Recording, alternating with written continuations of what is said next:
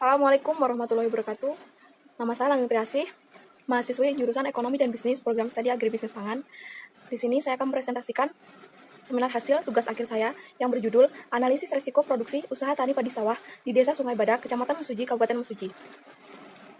Adapun outline yang akan saya sampaikan adalah yang pertama pendahuluan, yang kedua tinjauan pustaka, yang ketiga metode penelitian, yang keempat hasil dan pembahasan, dan yang kelima kesimpulan dan saran.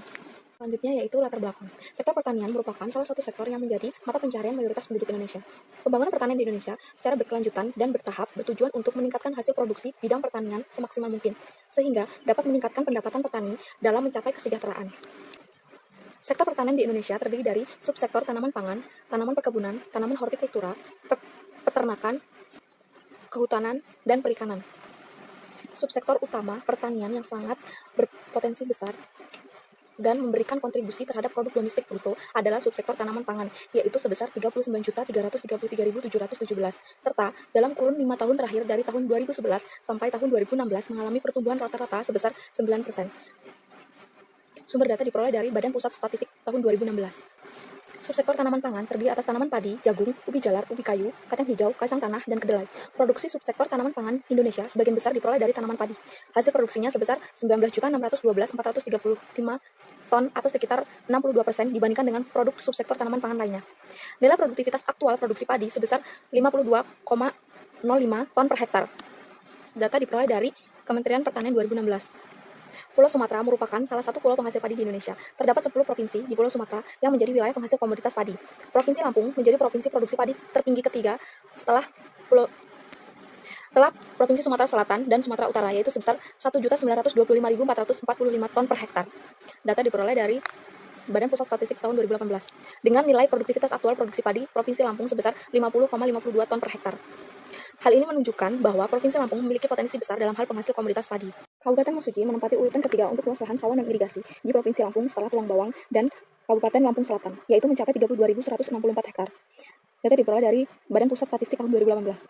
Kabupaten Mesuji merupakan salah satu daerah otonom baru yang berada di wilayah Provinsi Lampung. Dengan begitu, Kabupaten Mesuji memiliki potensi yang tinggi dalam penyumbang produk domestik bruto subsektor tanaman pangan untuk wilayah Provinsi Lampung, yaitu sebesar 42,98% luas Provinsi Lampung.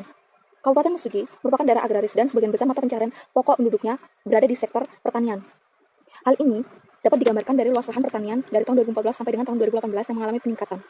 Kabupaten Mesuji memiliki 7 kecamatan penghasil komoditas padi. Terdapat 3 kecamatan di Kabupaten Mesuji yang memiliki angka produksi padi tertinggi, yaitu Kecamatan Raujit Utara, Kecamatan Mesuji Timur, dan Kecamatan Mesuji. Permasalahan yang terjadi pada salah satu kecamatan di Kabupaten Mesuji, tepatnya pada Kecamatan Mesuji, yaitu pada tahun 2018, produktivitas mengalami penurunan secara signifikan dari tahun 2017. Namun, nilai produksinya tertinggi. Hal ini diduga adanya risiko yang terjadi. Risiko produksi berpengaruh terhadap produksi dan produktivitas padi. Pada tahun 2018 terjadi penurunan produktivitas. Hal ini diduga disebabkan karena adanya serangan organisme pengganggu tanaman, penyakit tanaman, dan kekurangan air yang disebabkan oleh musim kemarau yang berkepanjangan terjadi pada saat perlakuan petani dalam penggunaan faktor produksi. Berdasarkan penjelasan, maka penting untuk dikaji tentang risiko produksi pada tanaman pangan, khususnya komoditas padi, karena berpengaruh terhadap ketersediaan pangan dan kesejahteraan petani. Langkah yang harus dilakukan adalah melakukan manajemen risiko bertujuan untuk mengatasi berbagai risiko dari aktivitas usaha tani.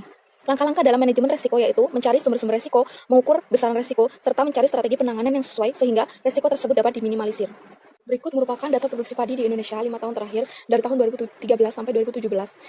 Dapat dilihat bahwa produksi padi di Indonesia dari tahun 2013 sampai 2017 mengalami peningkatan yang secara terus-menerus. Selanjutnya yaitu data luas lahan dan produksi padi di Lampung. Berdasarkan gambar berikut, data luas lahan dan produksi padi di Lampung dari tahun 2013 sampai 2017 mengalami peningkatan. Selanjutnya yaitu ini merupakan data peningkatan jumlah produksi, luas lahan, dan produktivitas padi di Kabupaten Mesuji dari tahun 2014 sampai dengan tahun 2018. Pada tabel berikut, produktivitas padi dari tahun 2014 hingga tahun 2018 itu mengalami fluktuasi.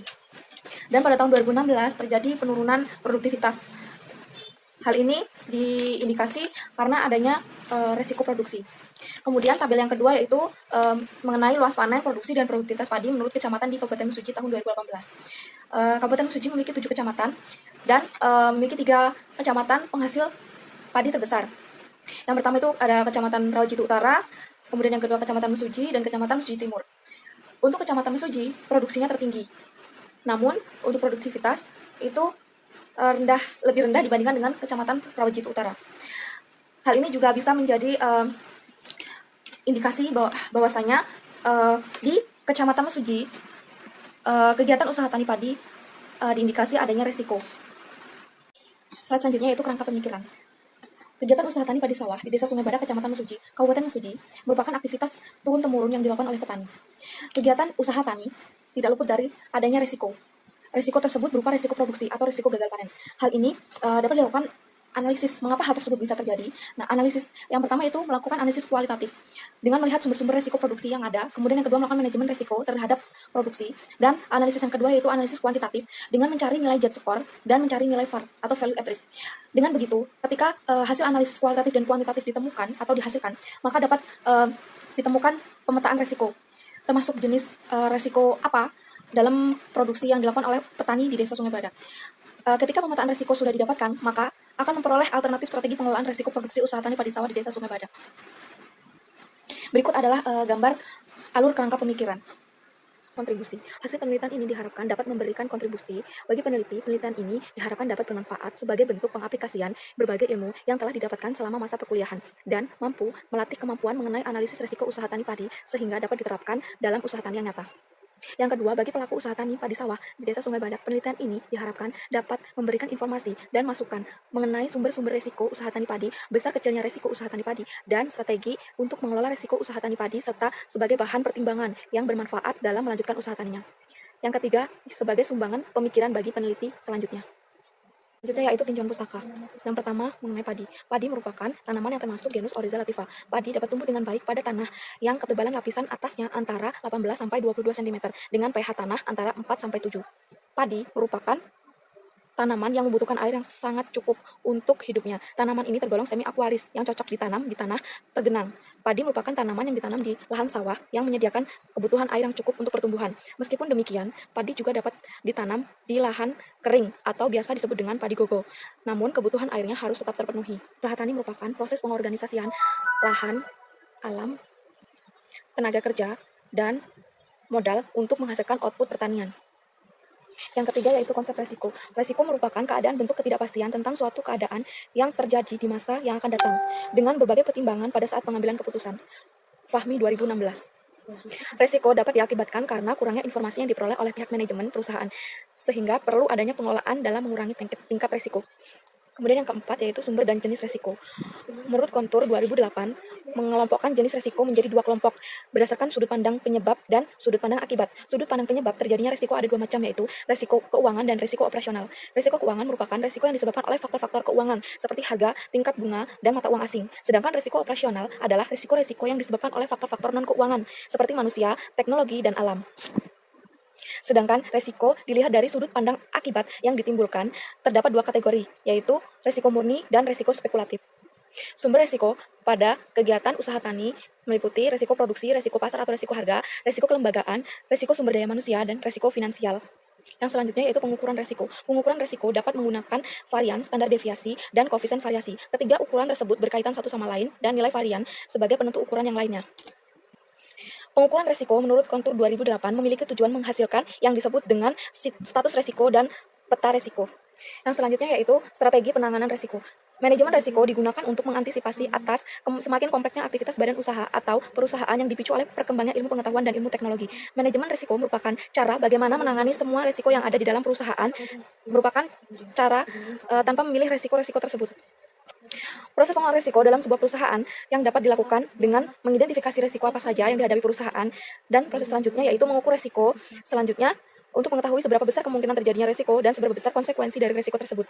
Langkah berikutnya adalah dengan menangani risiko-risiko yang terjadi, dan selanjutnya adalah evaluasi sejauh mana manajemen risiko telah diterapkan. Keputusan untuk menggunakan strategi dalam menangani risiko. Terlebih dahulu, petani memetakan sumber-sumber risiko ke dalam peta risiko. Menurut Kontur 2008, strategi pengelolaan risiko dapat dibedakan menjadi dua, yaitu strategi preventif dan strategi mitigasi. Penelitian terdahulu. Yang pertama, penulis Naftalia Sari dan kawan-kawan, Jurnal JIIA Volume 2 tahun 2015 dengan judul Analisis Risiko Usaha Tani Kedelai di Kecamatan Raman Utara, Kabupaten Lampung Timur. Metode penelitian, metode yang digunakan dengan metode sensus penduduk, dengan populasi kurang dari 100 orang, maka lebih baik diambil semua. Alat analisis yang digunakan adalah analisis deskriptif dan analisis kuantitatif. Hasil penelitian. Hasil dari analisis menunjukkan bahwa terdapat resiko dengan keuntungan. Artinya, semakin tinggi resiko, maka keuntungan yang diterima petani semakin rendah. Sumber-sumber risiko yang dihadapi oleh petani kedelai adalah kondisi cuaca atau iklim, serangan hama dan penyakit, kemudian kondisi tanah, pH tanah, dan harga. Upaya petani dalam menangani dampak risiko usaha tani kedelai dengan melakukan pencegahan atau mitigasi risiko melalui perbaikan pola tanam dan pengendalian hama serta penyakit, pengapuran lahan, serta penundaan penjualan hasil panen. Yang kedua yaitu penelitian Radita Isminarti, skripsi IPB tahun 2017 dengan judul Analisis Resiko Produksi Padi di Desa Pasir Krikil, Kecamatan Rawamera, Kabupaten Karawang, Jawa Barat. Metode penelitian yaitu menggunakan metode Z-score dan value at risk atau VAR. Hasil penelitian menunjukkan sumber risiko utama yang ditemukan di Desa Pasir Krikil adalah organisme pengganggu tanaman berupa hama. Hasil analisis menggunakan Z-score menunjukkan probabilitas risiko sebesar 45,6% dan analisis menggunakan value at risk atau VAR menunjukkan dampak sebesar Rp 12.026.292. Yang ketiga, penelitian Ma'ruf Hasbullah dan kawan-kawan, Jurnal Agraris 2015, dengan judul Analisis Risiko Pendapatan pada Usaha Tani Padi Organik di Desa Lombok Kulon, Kecamatan Wonosari, Kabupaten Bondowoso. Metode analisis data dilakukan melalui perhitungan risiko pendapatan dengan menggunakan data pendapatan pada musim kemarau 1 tahun 2015, musim kemarau 2 tahun 2015, dan musim hujan tahun 2016. Hasil penelitian adalah risiko pada usaha tani padi organik di Desa Lombok Kulon menunjukkan bahwa semakin lama menerapkan usaha tani padi organik, risiko pendapatan yang ditanggung petani tidak semakin rendah, ditunjukkan dengan nilai risiko pendapatan pada kelompok tani mandiri 1 sebesar 45% dan mandiri 1B sebesar 31,34%. Selanjutnya yang kedua yaitu penelitian Radita Isminarti, skripsi IPB tahun 2017 dengan judul Analisis Resiko Produksi Padi di Desa Pasir Krikil, Kecamatan Rawamera, Kabupaten Karawang, Jawa Barat. Metode penelitian yaitu menggunakan metode Z-score dan value at risk atau VAR. Hasil penelitian menunjukkan sumber risiko utama yang ditemukan di Desa Pasir Krikil adalah organisme pengganggu tanaman berupa hama. Hasil analisis menggunakan Z-score menunjukkan probabilitas risiko sebesar 45,6% dan analisis menggunakan value at risk atau VAR menunjukkan dampak sebesar Rp 12.026.292.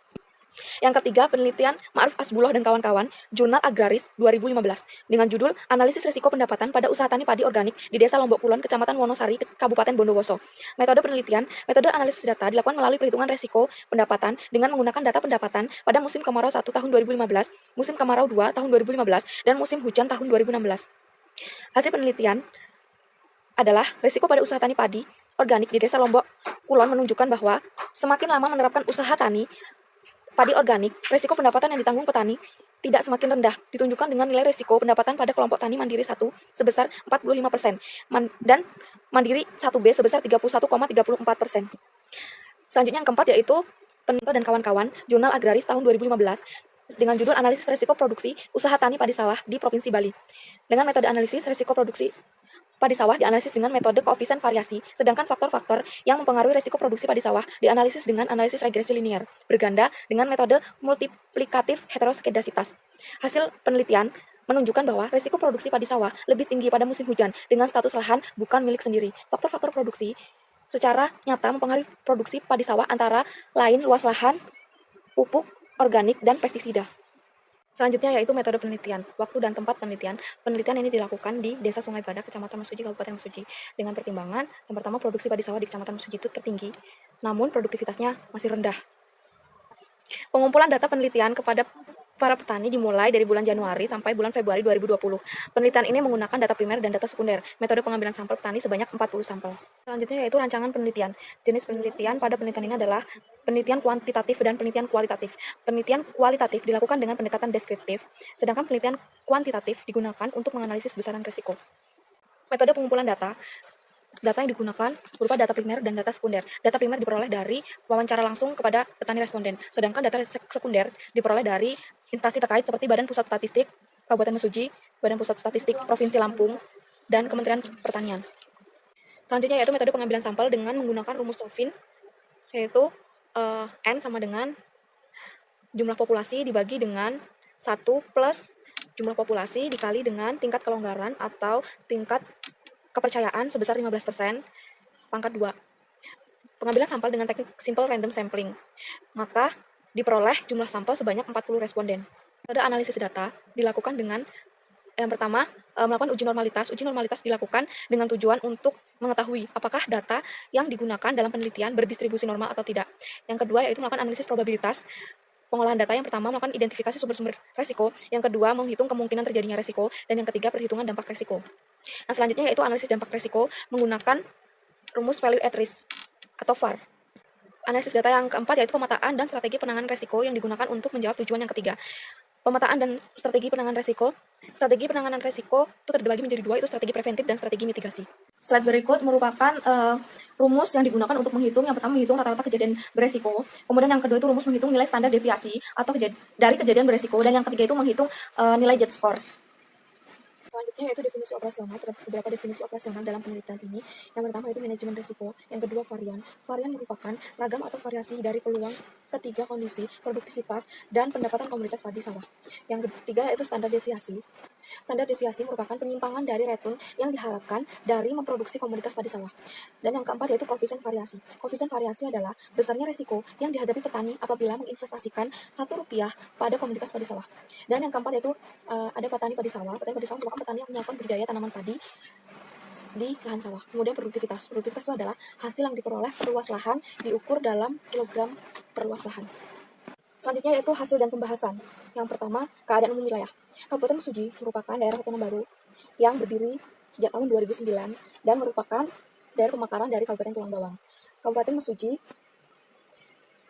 sedang melakukan upaya peningkatan laju pertumbuhan perekonomian melalui berbagai sektor yang ada. Sektor yang berkontribusi salah satunya yaitu sektor pertanian. Sektor pertanian terdiri dari sektor tanaman pangan, hortikultura, perkebunan, perikanan, dan peternakan. Sektor tanaman pangan khususnya usaha tani padi merupakan sektor yang mendominasi di wilayah Kabupaten Mesuji, terutama di Kecamatan Mesuji. Desa Sungai Badak adalah salah satu desa yang berada di Kecamatan Mesuji. Sebagian besar penduduknya bermata pencarian sebagai petani. Kemudian kondisi umum pertanian di Desa Sungai Badak. Data monografi Desa Sungai Badak tahun 2016 menjelaskan bahwa luas lahan pertanian yaitu sebesar 737,75 hektar. Lahan sawah di Desa Sungai Badak berada di wilayah dataran rendah dan berawa-rawa dengan ketinggian antara 15 meter sampai dengan 28 meter di atas permukaan laut dan memiliki topografi dengan areal datar sebesar 85%. Jenis sawah di Desa Sungai Badak merupakan sawah non-irigasi, sehingga pengairannya hanya mengandalkan air hujan. Selanjutnya yaitu karakteristik responden. Yang pertama, karakteristik responden berdasarkan jenis kelamin. Dari 40 responden, terdapat 37 responden dengan jenis kelamin laki-laki dan 3 responden dengan jenis kelamin perempuan. Hal ini membuktikan bahwa petani padi sawah di Desa Sungai Badak rata-rata berjenis kelamin laki-laki. Selanjutnya, yang kedua yaitu karakteristik responden berdasarkan umur. Terbagi menjadi 5, yaitu umur 30 sampai umur 40 tahun dengan presentasi sebesar 30%, yang kedua umur 41 tahun sampai umur 50 tahun sebesar 30%, yang ketiga umur 51 tahun sampai umur 60 tahun sebesar 12%, umur 61 tahun sampai dengan umur 70 tahun sebesar 23%, dan umur 71 tahun sampai umur 80 tahun sebesar 5%. Berdasarkan hasil analisis, bahwasanya karakteristik responden berdasarkan umur, petani responden di Desa Sungai Badak masih termasuk ke dalam umur yang produktif. Berdasarkan Undang-Undang Ketenagakerjaan Nomor 13 Tahun 2013, yaitu responden yang masuk pada golongan usia produktif sebanyak 34 responden atau sebesar 85%, sedangkan untuk responden yang masuk dalam golongan usia non-produktif sebanyak 6% atau sebanyak 6 responden. Selanjutnya yang ketiga yaitu tingkat pendidikan petani. Karakteristik petani berdasarkan tingkat pendidikan terbagi menjadi 4. Yang pertama itu pendidikan sekolah dasar atau SD sebesar 72%, kemudian yang kedua sekolah menengah pertama atau SMP sebesar 17%, yang ketiga sekolah menengah atas atau SMA sebesar 8%, dan yang keempat yaitu sarjana sebesar 3%. Berdasarkan hasil analisis, hal ini menunjukkan bahwa petani responden di Desa Sungai Badak rata-rata memiliki tingkat pendidikan yang masih rendah, yaitu hanya sebatas sekolah dasar. Selanjutnya yaitu karakteristik responden berdasarkan jumlah tanggungan keluarga. Selanjutnya yaitu jumlah tanggungan keluarga. Karakteristik jumlah tanggungan keluarga di Desa Sungai Badak dengan jumlah tanggungan keluarga 2 sampai 3 orang itu berjumlah 24 responden, sedangkan 4 sampai 5 dengan jumlah petani responden sebanyak 13 dengan persentase sebesar 32%, dan lebih dari jumlah tanggungan lebih dari 5 yaitu jumlah petaninya sebanyak 3 dengan persentase sebesar 8%. Selanjutnya yaitu luas lahan dan kepemilikan lahan. Luas lahan Desa Sungai Badak, responden yang memiliki luas lahan kurang dari 1 hektar itu sebesar 17%, dan luas lahan 1 hektar sebesar 68%, sedangkan untuk luas lahan yang lebih dari 1 hektar sebesar 15%. Hal ini membuktikan bahwa responden petani di Desa Sungai Badak mayoritas memiliki luas lahan sebesar 1 hektar. Selanjutnya yaitu kepemilikan lahan. Kepemilikan lahan dari petani responden, 95% petani responden itu pemilikan lahannya milik sendiri, sedangkan 5%-nya yaitu sewa. Uji normalitas. Uji normalitas dilakukan untuk melihat apakah data yang diperoleh berdistribusi normal atau tidak. Berdasarkan hasil uji, bahwasanya data yang diperoleh berdistribusi normal dengan nilai absolut sebesar 0,235 atau lebih besar dari nilai signifikan, yaitu nilai absolut sebesar 0,235 lebih besar dari nilai signifikan 0,05. Maka dapat dikatakan bahwasanya data yang diperoleh dari hasil wawancara kepada petani responden, data tersebut berdistribusi normal.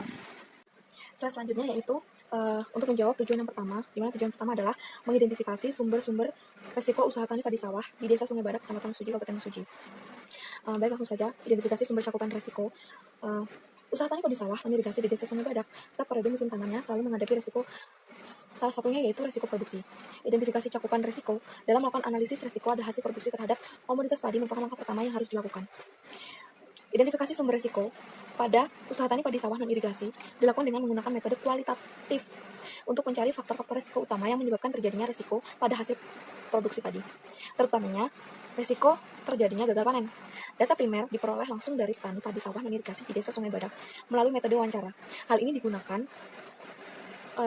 untuk memperoleh informasi mengenai penyebab resiko dan kejadian-kejadian yang dapat menyebabkan kerugian bagi petani. Faktor penyebab terjadinya resiko usaha tani padi sawah non irigasi di Desa Sungai Badak dibedakan menjadi beberapa faktor. Yang pertama yaitu kekeringan akibat faktor dari cuaca atau iklim.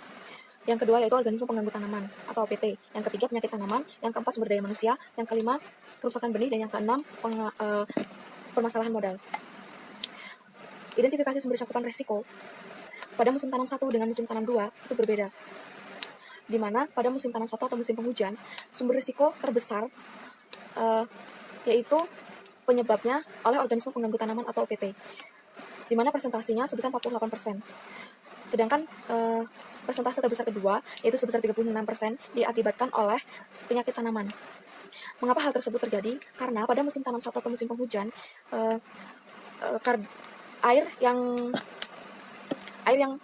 menggenangi sawah terlalu berlebihan karena faktor musim penghujan, sehingga menyebabkan organisme pengganggu tanaman dan penyakit tanaman itu mudah sekali menyerang tanaman padi. Sedangkan untuk musim tanam kedua atau musim kemarau, sumber resiko yang terjadi yaitu karena faktor kekeringan, di mana pada tahun 2019 pada saat penelitian terjadi, musim kemarau yang berkepanjangan itu sedang berlangsung, sehingga sumber resiko kekeringan atau kekurangan air itu menjadi faktor utama terjadinya resiko, di mana persentase sebesar 84%. Selanjutnya yaitu dilakukan analisis probabilitas dan analisis dampak resiko. Berdasarkan tabel diperoleh nilai hasil probabilitas resiko sebesar 44%.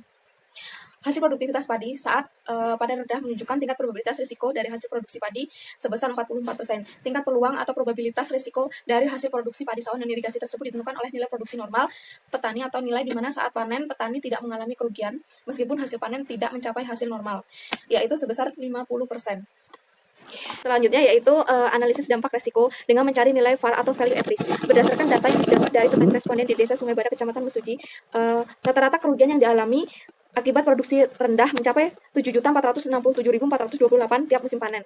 Nilai distribusi tabel Z yang diambil pada taraf 5% menunjukkan nilai value at risk atau VAR yang terjadi pada setiap petani, yaitu sebesar 7.980.712 per hektar tiap musim tanamnya. Besarnya dampak kerugian yang diterima petani tersebut disebabkan oleh kekurangan produktivitas tiap panennya yang ditargetkan oleh petani dan harga pada saat panen. Hal ini dilakukan untuk menentukan pemetaan resiko. Hasil pemetaan resiko usaha tani padi sawah non irigasi di Desa Sungai Badak, Kecamatan Mesuji, Kabupaten Mesuji masuk ke dalam kuadran 2. Hal ini dikarenakan nilai probabilitasnya tinggi dan dampaknya besar. Selanjutnya yaitu strategi penanganan resiko. Strategi penanganan resiko terbagi menjadi 2, yaitu strategi preventif dan strategi mitigasi. Strategi preventif dapat dilakukan dengan cara penanaman serempak, pergantian pola tanam, dan pembuatan sumur bor. Selanjutnya yang kedua yaitu strategi mitigasi. Strategi mitigasi dapat dilakukan dengan diversifikasi mata pencaharian dan diversifikasi tanaman. Kesimpulan dan saran. Kesimpulan dari penelitian ini, yang pertama, sumber resiko yang menjadi faktor penyebab adanya resiko pada produksi usaha tani padi sawah dan irigasi di Desa Sungai Badak memiliki sumber utama yakni organisme pengganggu tanaman berupa tikus dan penyakit patah leher yang disebabkan oleh berkembangnya jamur Pyricularia grisea pada tanaman padi untuk musim tanam 1 atau musim penghujan. Sedangkan untuk musim tanam kedua atau musim kemarau, sumber resiko utamanya yaitu dari faktor cuaca atau iklim. berupa kemarau berkepanjangan yang menyebabkan kekeringan. Selanjutnya, kesimpulan yang kedua berupa hasil analisis dengan menggunakan metode J-score menunjukkan hasil dari probabilitas sebesar 44% yang merupakan probabilitas terkena risiko yang tinggi. Sedangkan melalui metode VAR, value at risk, didapatkan nilai VAR sebesar 7.286.413 per hektar. Nilai tersebut menunjukkan tingkat kerugian maksimal akibat kejadian gagal panen pada tiap petani padi sawah non-irigasi. Dan kesimpulan yang ketiga, yaitu strategi penanganan risiko produksi usaha tani padi sawah non-irigasi di Desa Sungai Badak dilakukan dengan tindakan preventif dan mitigasi. Tindakan preventif berupa pergantian pola tanam, penanaman serempak, dan pembuatan sumur bor. Dan sedangkan untuk strategi mitigasi dapat berupa diversifikasi tanaman dan diversifikasi mata pencaharian. Selanjutnya saran untuk instansi terkait agar lebih intensif dalam membantu petani padi sawah dan irigasi untuk menghadapi risiko. Dan untuk penelitian selanjutnya diharapkan dapat melakukan penelitian terkait tentang risiko pasar dan risiko harga serta prevensi petani dalam menghadapi risiko. Sekian yang dapat saya sampaikan. Saya akhiri. Wassalamualaikum warahmatullahi wabarakatuh.